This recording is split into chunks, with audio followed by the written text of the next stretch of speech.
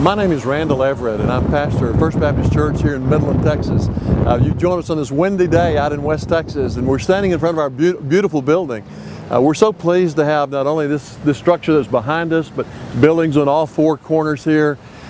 In the United States, so often we take for granted the fact that we have these wonderful church buildings where we can go and worship every Sunday. Our church is 130 years old. The first part of this building we just finished a year ago. And then when we hear about our brothers and sisters in Christ in China, who many of them don't even have buildings in which they worship in house churches. Today when we learn that dozens of church buildings are being destroyed, it breaks our heart. It's hard for us to believe that people living today in different parts of the world don't even have the freedom to come together to worship or to celebrate their experience in Christ. Before coming here as pastor a few years ago, I was the executive director of Texas Baptist. We have over 5,000 churches throughout Texas.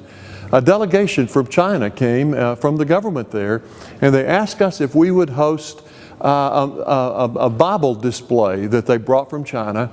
And so I asked them, I said, is there religious freedom in China? And these government officials said, yes, there is religious freedom. I said, can you buy Bibles? They said, you can buy Bibles, and you can go to seminary, or we have churches that are there. And yet, the same government that made those promises to us, now we're learning that the Communist Party and some of the government leaders are going into these churches and destroying them.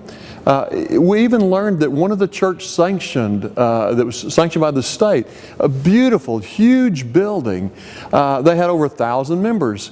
And yet the government came in and they claimed that there were code violations.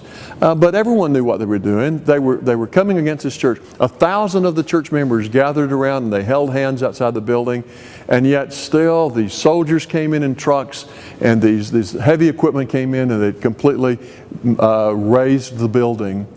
We as Christians in the United States want our brothers and sisters in China to know we know what's going on. We're hearing these stories and we're horrified by them, and we want you to have the same freedoms that we have.